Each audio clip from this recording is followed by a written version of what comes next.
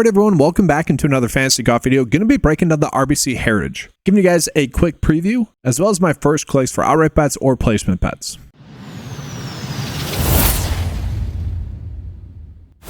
Now, a lot of people might question really why they have a signature event following a major like the Masters, and I would say it's because of the course. This course is so fun. It's such a well set up course, obviously a Pete Dye course. It's very unique, and so it's pretty easy to get up for this tournament, I think, especially given the fact that it is a signature field event. I wish it was a full tournament field event. I do like that dynamic a little bit more, but at least we get this awesome course with a pretty iconic 18th hole, and we get some pretty awesome par threes as well. It's very much a unique course where you can't exactly categorize it. It's a Parkland style course. It does open up a little bit in some parts as well. It's kind of a seaside course as well. So again, it's an extremely fun course. Now, with this tournament being a tournament that is played at this course for quite some time, we know which key stats to look at. I was a little bit worried that once they switched to the signature event that, with the higher caliber of players in it, that the key stats that we're looking at might change. We haven't really seen that too much. So the key stats that we saw in the past are still going to be the key stats that are the ones that we should be looking at this week for predictability. So birdie to bogey ratio, this is a course where you can score on, but you also can't be making those big mistakes. So not exactly bogey avoidance, but not exactly just a scoring fest either. Strokes gained approach, it is kind of a little bit of a second shot golf course, and we do see that because good drive percentage really pops up, and par 4 scoring ends up being a pretty key stat, especially compared to par 5 and par 3s. So we're going to be looking at that, and when we look at that, we're kind of looking at some disappointments from the Masters, guys. So Kyle Morikawa, arguably disappointing with his kind of Sunday lackluster finish. Russell Henley making a bogey on 18 to miss the cut. That was annoying. It was, if you guys watched, obviously, the Masters final round, it was like Rory's bogey on 18 to then have to go into the playoff. That's what Russell Henley did to miss the cut. And obviously, Russell Henley, he just had a terrible first round, just like an egregiously bad first round. Just couldn't even project him to have that bad first round. It was crazy. And then he goes and has 6 birdies in the second round. I think he's going to bounce back. I think we're going to be looking at him. Scotty, the defending champ, probably looking at him. Seb Straka, who also imploded over the last 2 holes to miss the cut. And then Patrick Cantlay, who, has been someone that has been playing good golf, just not consistent enough in terms of great golf. We need to see a little bit more of them, but these are going to be the good stat fits. But it is a signature field event, guys. A lot of the golfers are actually going to be good stat fits. And so we look at the golfers that had the best course history. Again, what we're looking at is over the last 4 years, golfers that have made at least 2 starts at this event, Scotty and Xander Schauffele. And this is where it starts to get difficult, guys. Xander Schauffele really seems to be back. He had the quietest top 10 in a major for a guy that's won 2 majors the previous year. I don't think I saw a single shot of him in the main feed really at all throughout the whole week. It's insane that a 2-time major champion from last year finished top 10, and most people might not even know that. He seems to be back. So the worry with him is that injury that he had. He had 1 good week really heading into the Masters. It seemed like he was back, but how much did we want to trust that? Now the fact that he has played well last week and also has a decent course history here. 18th place finish last year with it being a signature event and a no-cut event as well. We want that to be better, but still finished 3rd. I think he's going to be good to go. Sungjae Im, someone that kind of randomly popped at the Masters as well, has shown upside at the Masters, but lack of consistency. He's actually an interesting outright bet, I would say, given the fact that when he does show up, he can easily get a top 5, top 10 finish. Showed that at the Masters. Maybe he puts it all together. Jordan Spieth, with probably one of the more lucky wins at this event. It was the Father's Day win, if people remember that. And I certainly remember that win because that was the same year in which Shane Lowry had one of the worst bunker shots that I think I've ever seen a professional make, leading in a tournament where all he has to do is not put it in the water from a freaking bunker, and that's exactly what he did. Now, I also remember Seb Straka kind of choking away the win as well. That was a win that was handed to Jordan that year, but he followed it up with the 2nd place finish. Again, hole 18 does lead to some fun finishes. Brian Harman's been someone that's been playing decent golf. Daniel Berger's been playing great golf. He could be an interesting, maybe long shot bet. But given the odds that I've already seen on golfers like Kyle Morikawa and Xander, 2 golfers that I would want to be on, they're at 10 to 1. They're at kind of some bad odd numbers there. So, it's kind of like the Masters or any of these big field events where we've had Scotty, we've had Rory. if you are betting on them, like the top end golfers, you're probably placing 3, maybe 4 bets total.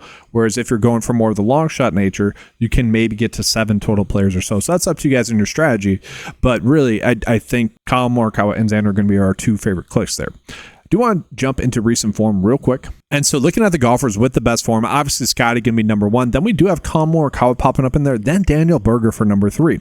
Shane Lowry, even with that disastrous round 4, still popping up number 4 for recent form. It's kind of interesting. We might actually get him at a little bit of a better number because of that terrible round 4, which just clearly someone that didn't have it together, someone that wanted to win that week and just kind of imploded on Sunday.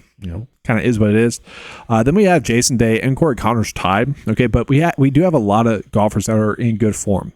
Russell Henley did miss a cut in the number. He is getting knocked a little bit, but what are we noticing here? Xander Schauffele is not popping up in there because, well, guess what? He had been struggling a decent amount there for quite some time with that injury, but I do think he's truly back. 60 straight make cuts on tour.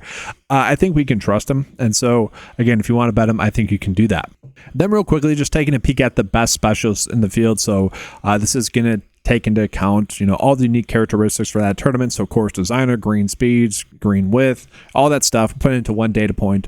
No real shocks there. Scotty, Xander, Cantlay, Morikawa, Tommy Fleetwood, Russell Henley, Aubert, Christian Bazunau, Justin Thomas. So, a lot of decent players, the players that you would expect to do well. So guys, I am doing this video on Sunday after the Masters. So some of the data is not like fully updated because, it's just, we don't have it for the most part. So typically speaking, we would have all the, average betting odds for all the sports books. We don't have that just yet, which would then be adjusting for the overall model rank. So we're just looking at the 9-5 model rank right now, just as an FYI. And so that'll be updated typically Monday afternoon once all the data is available from the Masters tournament that we can update the data. But we do have the start and some of the strokes gain stats from the Masters. And so I do think Russell Henley is actually an interesting click. Again, he missed the cut on the number, had a very unfortunate bogey on 18. Just really couldn't overcome that poor round in round 1. I'm looking at that round 1 and just kind of writing it off as a clear outlier round for one of the best golfers in the world. And because of that clear outlier round in round 1, we are now getting one of the best golfers in the world that is a pretty darn good staff hit at this tournament, second best staff in the field. Maybe not the best course history. We'd want it to be a little bit better, but also not terrible. And it's really the form that we're chasing him other than that miscut, other than that woodband round, because he still has 4 top 10 finishes over his past 7 starts, which is pretty darn phenomenal, including a victory. And I really just like his outright number that we can get him at, which is 30-1 on DraftKings currently. Again, I'm doing this video earlier, hopefully in the likelihood that we get some good betting odds, and that's really the point of this, is to gain some early edges, and I think Henley could be that option for us. Now, another line that kind of shocked me, gave me some sticker shock, was Daniel Berger at 65-1. Now, a thought process that some people might have is some of the big name players could have a little bit of a majors hangover, especially some of the ones that were in contention. Typically speaking, it is a little bit harder to get it going after a major. Just it kind of makes sense that way. So maybe we could look at something like Daniel Berger, who did have a good week last week at the Masters and continues to have these good weeks, 21st, 30th, and then 20th, 15th, 25th, 12th. Like, he has just been playing some pretty darn solid golf. He is someone that does rank out as a top 8 staff hit, 7th best course history in the field as well. So we know that Daniel Berger really wasn't himself over the past 2 years. We can kind of overlook that. He hadn't made any starts here anyways. He has finished 21st and 13th at this event when he has played it. So he does have that course experience that we'd like to see. He's in some pretty darn good form. Given the fact that it is a limited field event, I was pretty shocked that we could get him at 65-1. Now, another golfer that I might want to get to outright-wise as well, maybe not outright-wise, but maybe placement-wise once we get those odds out. Again, just be looking for them, see if you have any good value. Maybe Bud Cauley. And while we're here, I do just want to call it. The tough part about this week, guys, is that you have golfers like Harris English coming in off a good week. Did Max Homa find his form? Like we saw Viktor Hovland basically instantly win when he found his form. Aubert instantly win when he found his form. That's not really fair with Aubert. His was more injury-related and sickness-related. But that's kind of the tough part about this week, is that we saw a decent amount of randomness at the Masters, which does really kind of make this one more difficult to gauge. In general, it's an interesting week in that regard. So I did want to call it Bud Cauley though at 80-1, but also just because I think we're going to get some good, maybe potential top 20 or top probably just top 20 odds you could bet him on. And so the appeal of Bud Cauley is that he is a top 12 staff in the field, and he's just been playing great golf. I mean, that's the biggest takeaway, guys. 3 straight top 6 or better finishes, which is obviously phenomenal. This one still tells me would have been a pretty darn big week had Bud Cauley showed up at the Puerto Rico Open. That's kind of been an interesting way that this year has gone. It's like you can nail a player in like the ideal spot for them, like the Puerto Rico Open, for them to win, and they just don't show up. And then since then has went off. That's kind of just how it's been. It's been a weird year in that regard, but he is someone that does pop staff at wise as well. Nothing great, but not terrible. Top 12 in the field. So yes, we do like the form that he's had.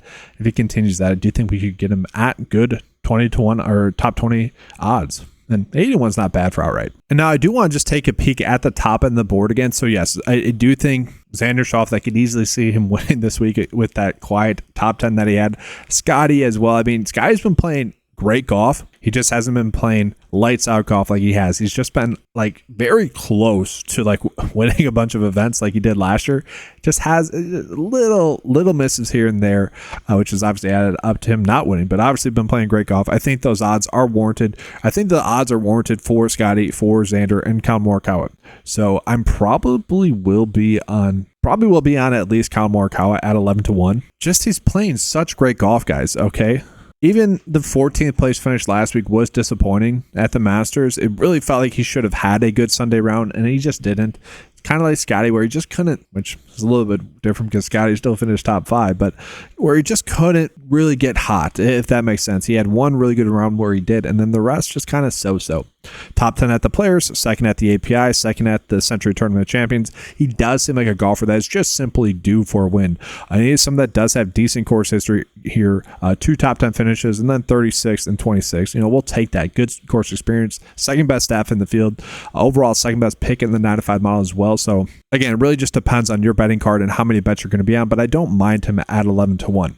Now that being said, we do have Patrick Henley and Justin Thomas at pretty okay odds as well if you are going to be passing up on Collin Morikawa or obviously Scotty. But Patrick Henley does have good course history here. Obviously third, and second. When you think of a golfer that would be a good course fit at this course, it is someone like Patrick Henley who, in simple, guys, I guess you could argue Scotty does this as well, plays boring golf. Like that, those are the golfers you want to target this week. That's the best way to summarize this tournament. And Patrick Henley is the king of boring golf. So I don't mind those odds. You could certainly get to him. JT was also someone that's, you know, kind of annoying at the Masters, just didn't get it going. We know he's someone that can get hot, and when he does get hot, obviously can easily go out and win. So don't mind those clicks as well. But overall, I think most of the odds that we're getting this week are kind of correct on DraftKings right now as it sits. Now, I don't believe he's going to win. The data does not like him as well. But I do have to mention boring golf. Good drive percentage, minus a playoff where he hits it off a tree. Brian Campbell at 600-1 is a little bit, I don't expect him to win, but it did catch my eye. I did think it was worth mentioning that. That's just something that I expect that to get corrected in the sense that maybe 200-1, maybe 250-1 by maybe Tuesday. 601 is kind of crazy. But that'll do it. Just a quick and easy video there for you guys to give us a good first look bet and some potential outright bets that you can be on. If you guys want access to any of the data that you saw in this video, make sure to head on over to 9to5sports.com. You'll get access to all the data that's available on the website for just $10 a month. Guys, take advantage of that. It is a great deal. Now, I do want to call it again. Most of the data does typically update about Monday at, let's just say 1, because that's when all the data is available for that week's tournament and the previous week's tournament.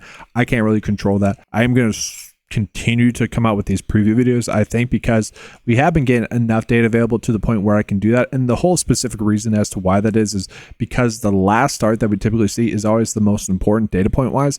So I just want to make sure we're putting our best foot forward. But that's going to do it for this video, guys. Make sure to give a like and subscribe to the channel. That does help out a bunch. Again, if you guys want access to the 9to5 fantasy golf tools, head on over to 9to5sports.com. Get access to all those tools for $10 a month. Thank you for watching. Good luck. And as always, let's keep cashing.